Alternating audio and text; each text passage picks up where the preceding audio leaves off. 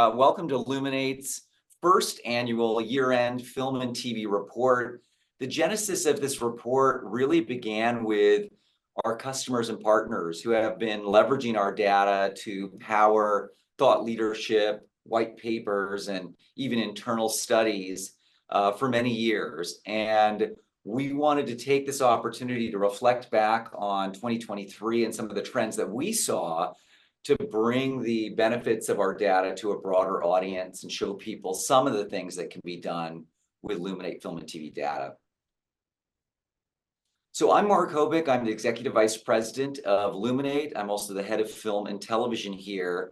With me is the author of our report, my friend and colleague, Bria Dotson. And Bria is a senior consultant who specializes in the entertainment industry. Prior to her current role, she was the Senior Vice President of Analytics at Endeavor, and prior to that in Warner Brothers Television. Bria, it's so great to have you with us this morning. Great to be here. Thanks for having me. So in terms of what we're going to be covering today, we're going to be covering four major trends, and there's much more in the report than we're able to touch on today. Unfortunately, this is just going to be a 30-minute presentation. We'll go by very quickly. A lot of exciting stuff to touch on, but I encourage everybody to download the report where you'll see the complete study. But the trends we're going to touch on, trend one, series slowdown, cinema resurge. That's really an analysis of the series and films released year over year. Trend two, laughs, chills, and thrills. This is our genre analysis. So kind of where is that investment going? Trend three is foreign film from the family room and other arena trends. And this is really a look at some of the strategic choices that have been made across broadcast, cable, streaming, and theatrical. And last but not least, we'll be touching on empresses of entertainment, and that's some of the really incredible work and success that's been female-driven content in 2023. So before we jump in, I just want to talk a little bit about the methodology. You know, Luminate, we offer box office data, streaming viewership measurement data, music consumption data. This report is exclusively driven by our proprietary entertainment metadata. And speaking of that, you know, this was a huge amount of data to synthesize, Bria. Give us a sense of, you know, just walk us through your approach to the study before we kind of jump into findings. Yeah, so happy to. The approach, the overall goal was to determine what the impact was on film and TV by the dual strikes. But given that the entertainment industry has been in a bit of a disruptive period for the last few years, I thought it was important to go back before pandemic days to really level set and see where we were at before the disruption from COVID happened, and then the subsequent pseudo recovery, and then the strikes. So the report covers data from 2018 to 2023. And again, we wanted to really hone in on the US market because we felt the strikes would have had the biggest impact there first.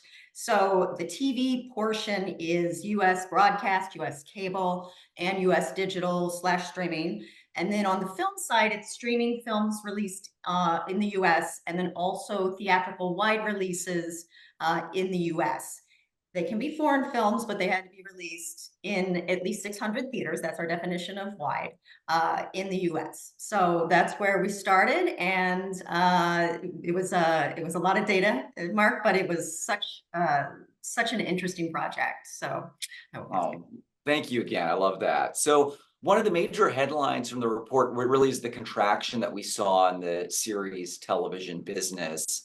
You know, really looking here at the data, and what we're seeing here in this grid is US program premieres between 2018 and 2023, and we're really measuring that difference between 2022 and 2023. And you can see that 21% decline across digital and linear.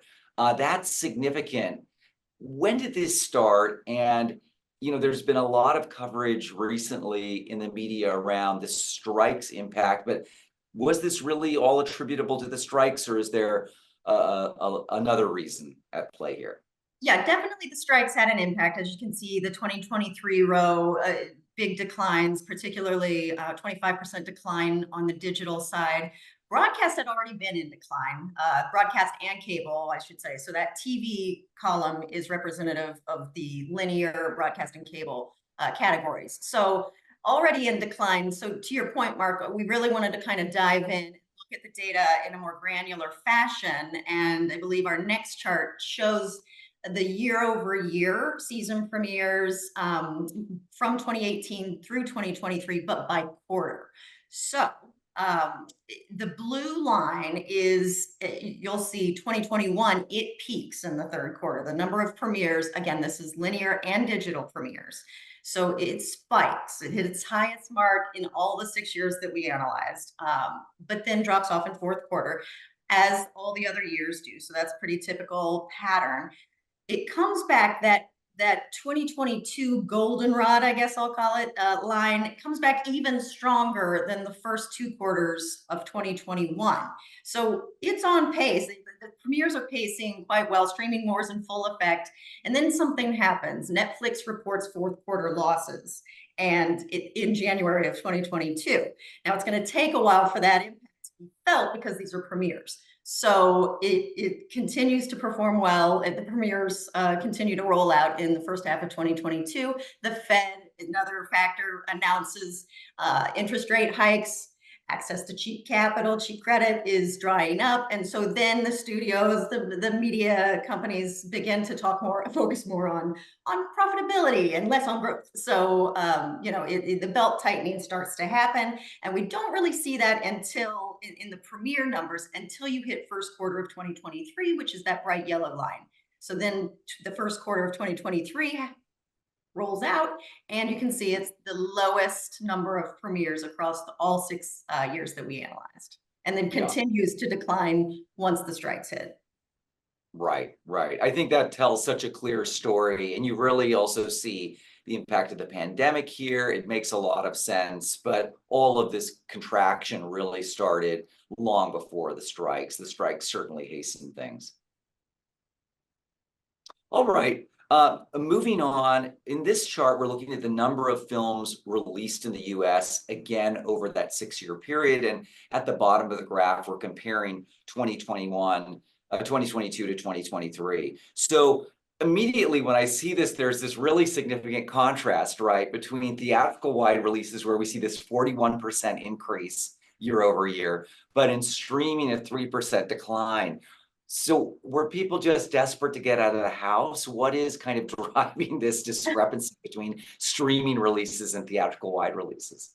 I think that definitely plays a role here in terms of, people looking for experiences outside the home. But I also think what's going on is that, there is a need to, and it's beneficial for certain films to be released in a theatrical wide environment, because there are marketing campaigns that happen to promote those and try to get people into theaters. And those marketing campaigns can help build awareness and intent to view, which can have a really positive impact on the revenue generated in later windows. So I think that, during COVID, they didn't really have an opportunity, right?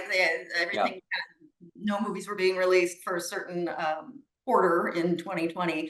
And then it took a while to get that back up and running. There was some experimentation with just releasing things straight to streaming to try to bolster signups on the newer streaming services. And I think we've come back around to the full appreciation that a theatrical wide release can hold. Also, I will say that it's interesting when we dove into this data, the type of films that sort of caused this 41% increase was different than in prior years. So I believe that's our next chart. Right. So yes, we get into budget data now. What you're looking at here are the number of films released by budget. So one of the things, we have a lot of financial data here at Luminate, and one of the things that we focus on are certainly film budgets, but also TV episodic pattern budgets, box office data. all that's here. So here we're leveraging the film budgets. And what's really interesting here, when we look at the column on the right, which is 2023, we see those 130 films, but you see this real these higher numbers at the bottom and the top. It feels like that middle rung between 20 million and 100 million, it's just fewer films. What are we seeing here? Yeah, no, you're spot on. The increase happens because of that increase in lower, like the lowest budget films and the highest budget films. So that you're really seeing the middle kind of diminish. If you look back to 2018, there were far more films being released in the 20 to like just under 100 million range. So those got pulled back quite a bit over the course of the last 5 years. And it's interesting. And there's probably some, I'm sure there's calculations happening at studios, like how much are we going to have to spend on marketing this film? And if it's probably more than what they feel like it's going to do, then they're going to explore other release, options. So maybe it's a limited release and then it goes up onto streaming.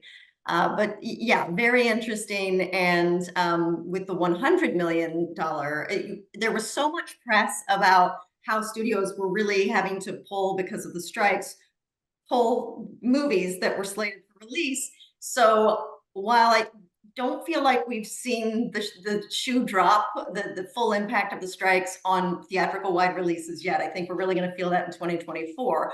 But the $100 million film, and thank you for advancing, is, but looking at it by quarter, which is what we're doing here, the bright yellow line is 2023. And this is $100 million films released by quarter, by year. And you can see we started out the year with more $100 million films released in the first half than in any of the prior 5 years. So it started out strong, likely studios front loading those release slates to prepare for the impending strikes. So it drops off, as one would expect, in third and fourth quarter, but it will be interesting to see just what these numbers look like next year.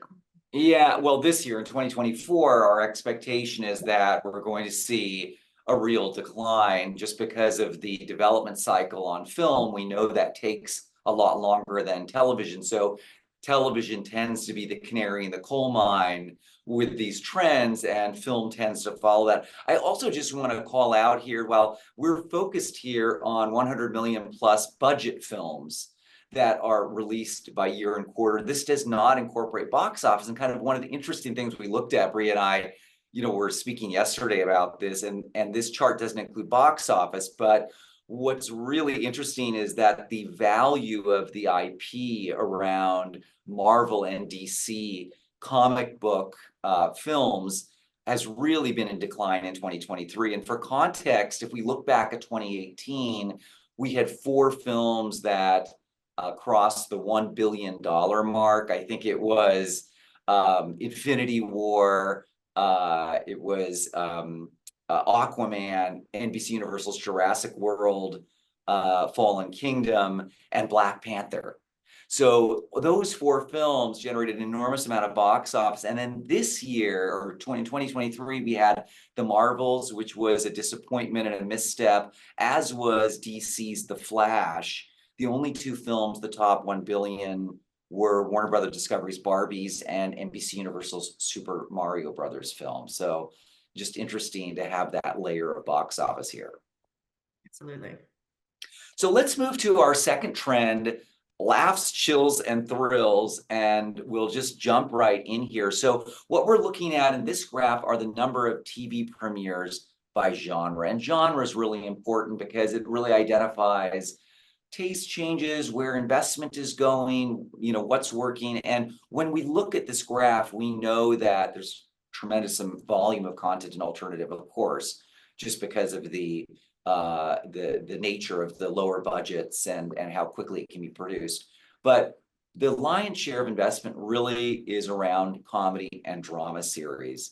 So when we're looking at comedy and drama series, I did this very quick math before we got on, and when we look at comedy in relation to drama, Bria, we see this comedy is about 53% of the number of dramas, and then in 2019 we see that number decline to 48%, and then 44%, 41, 37, 35%. Why is that? Why are we seeing this decline, significant decline in comedy versus drama? Are tastes changing? What's that? I think it really has to do with as we continue to see streamers push into international markets, they're looking for content that can travel well. And there's always been this issue around how well comedies can travel to international markets. It tends to be kind of localized. Humor can be, culturally sensitive. So I think that's contributing largely to this drama. It feels like a safer bet probably for a lot of streamers. Yes. Want to make sure that their content is appealing to the broadest audience as they look to push into international markets. So I think that's definitely a big contributor. Right, right. And then this graph I really love. This is the year over year change among genres by network type. And this really reveals where we're seeing what's driving that decline in comedy. And the irony is that I'm looking at broadcast there on the left, and then you see cable in the middle, and then digital streaming on the right. When we look at broadcast and that pink line, we see that pink column. That's a tremendous decline in the broadcast network comedy. But when we look at Seinfeld and Friends, these are evergreen and getting so much engagement on the streaming platforms. Are we seeing the death of the network comedy? And then I also want to ask you about animation, because animation looks like it's doing pretty good compared to everything else. What's driving that? So with regard to the broadcast comedy, it's getting harder. It is getting harder to launch a huge juggernaut like a Friends or a Seinfeld, because we're just not in that environment anymore. People are cutting the cord. There aren't you can launch a comedy on broadcast, but as the audience for broadcast diminishes, it's harder and harder to get to that scale, because Friends and Seinfeld in success go to syndication. That was back in the day, and they got engagement by current fans. We're able to build new audience, new fans in that window, and streaming offers a similar evergreen property where you get to appeal to new fans that weren't around when the show came out initially. So death, I'm not going to call it dead yet, but it's getting increasingly harder to make a Friends or a Seinfeld. What I will say about the animation is, after our discussion yesterday, Mark, I went back and looked at the data, and yes, year over year, animation on cable did have a bit of a resurgence, but it's actually down. It was much stronger in the pre-pandemic days, because I think a lot of animation is now moving to the digital streaming space, right? That's where kids are sitting and watching, endless hours, hopefully not endless hours, but, anime has really caught on, but anime is more in the digital streaming space than it's relevant on cable. Well, and we know Netflix and Disney Plus have made significant investments in acquiring anime titles for their platforms. And just as a parent, I understand the desire to, hey, if we're going to watch something, let's watch it on streaming, because we can kind of control more, no ads if you're using an ad-free service. So that makes perfect sense. Let's move forward, just keeping an eye on the time here, into our third trend, foreign film from the family and other arena trends. And this is so interesting, this section, because we're really diving into some of our genre and arena taxonomy. And just for the folks watching, genre and arena in our system works like a subgenre. And so you will have, in alternative programming, for example, reality series would show under that taxonomy, for example. But here, what we're looking at the top arenas among TV and broadcasting cable. So this is linear. based on the number of premieres in 2023. So walk us through here. What are the top arenas in broadcast and cable? And was this consistent with past years, Bria? Yeah, so given the heavy reliance by broadcast and cable on alternative unscripted series, it's not surprising that from 2018 through 2023, we're seeing the same sort of arenas that tend to be specifically used with alternative series. Those are bubbling to the top consistently. So reality series, documentary, structured reality, and informative, those tend to be exclusively tied to the alternative genre. And then crime is a mix. Obviously, you can have scripted crime dramas, but yes, it's just given the sheer number of alternative series that populate all TV, but specifically cable. It's not surprising to see these arenas resonate. Right, right. Okay, so a real investment in unscripted, lower budget, binge-worthy. And then we get into digital and streaming. And, what's really interesting is, Netflix made this announcement last year that they were going to make this $2.5 billion investment in Korean content after the success of Squid Game. And then we've seen incredible engagement with Parasite and The Glory and so many K-content series and films. So there's this real bit. So now we look here, and the number one arena among TV in digital or streaming for 2023 is foreign language. That's really interesting. Talk about that difference. Yeah, you can see premieres that have been tagged in the arena of foreign language have really been on a tear since 2018. I mean, they started out at 49 in 2018 and have ballooned to 183 in 2023. So I really feel like there are three factors at play here. The first is obviously the streamers, as they push out into international markets, as we mentioned, want that local content to appeal to local audiences to drive new subscribers. But then there's also this factor of, US consumers sort of warming to foreign language. The subtitles aren't the obstacle they used to be. Particularly among younger generations. So now if US audiences are more apt to or more inclined to watch foreign titles, then why not, put it on globally? And the third factor is just, more bang for your buck. I mean, I have to imagine that the vast majority of the foreign language projects that they're picking up and premiering on services is more economical, shall we say, than the US scripted content that can be costly. So those are the sort of leading. That makes a lot of sense. Thank you so much. And then, theatrical wide releases. Here we're looking at the top theatrical arenas based on the number of releases in 2023. And here on the film side, again, a difference here, but we see literary adaptations at the top of the list for 2023 with 37 releases, and then remakes following that, which includes sequels and prequels. So when we're looking at literary adaptations, does that really reinforce this idea that there's been such investment around owning IP and owning franchises, whether that's Marvel or whether that's DC or Wizarding World, all of this IP, does it really justify kind of those investments that we're seeing at the media companies?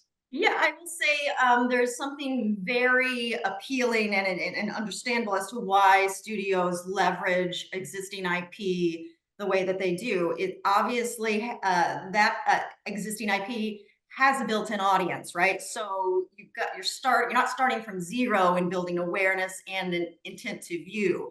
So marketing teams don't have to, start from scratch and educate people on what this is and build a demand for it as much as with a completely original piece. So yes, completely understandable that you want to kind of gravitate to projects that kind of have that built-in audience.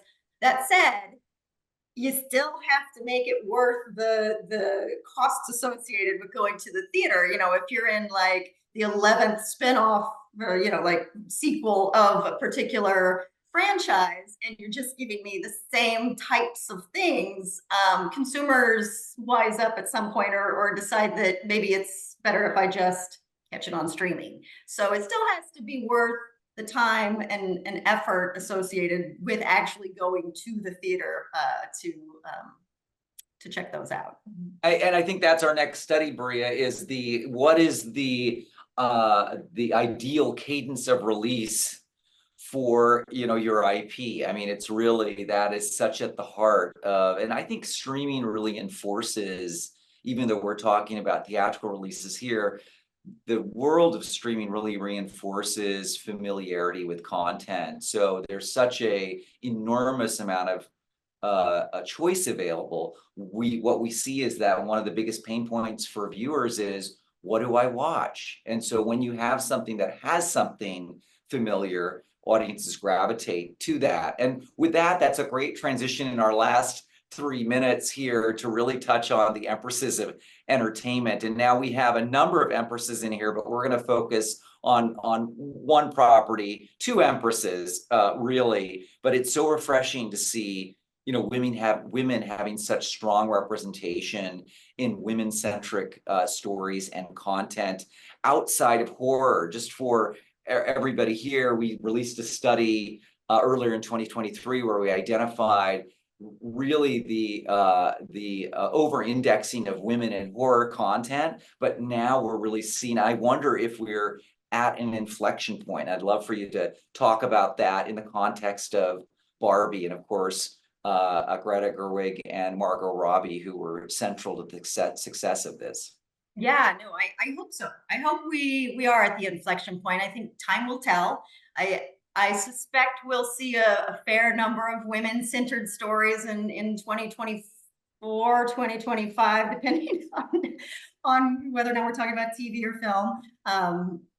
So I hope we are. I hope that what they take away from the success of Barbie is that stories focused on women and what were presumed to be very much for women can play to a much broader audience. You don't get to $1.4 billion in box office by being a 1 or 2 quadrant movie, right? So there is a broader appeal with movies that have a large female, female cast. So I hope that they take the right note from the success of Barbie and get away from this. You know, years ago it was like, let's remake an piece of existing IP. Let's swap out the all male or heavily male cast and replace it all with women. Let's not do that anymore. Let's actually find proper projects to to highlight women-centered stories. But yeah, I mean, phenomenal success. I thought it was a great movie, very heartwarming. And the fact that it is Warner Brothers' biggest hit of all time and the 15th largest global release in history is really a testament to just how well that resonated with audiences, not just here, but internationally. So. Unseating Harry Potter from that throne. I know. Amazing. It's amazing. Well, Bria, thank you so much for your time and all your efforts here. I want to make sure I thank our intrepid marketing and tech teams who helped produce this event for us. And, you know, shout out to our data and researching teams who collect and structure all the data that drives all these wonderful insights that Bria helped us come up with. Thank you for joining us today. If you have any questions, please feel free to reach out. I'm afraid we're out of time now. But also, if you have a downloaded complimentary copy of the study, you can do so by visiting luminatedata.com, and you'll see that on a bright yellow banner at the top of the page. Thank you again. Thank you.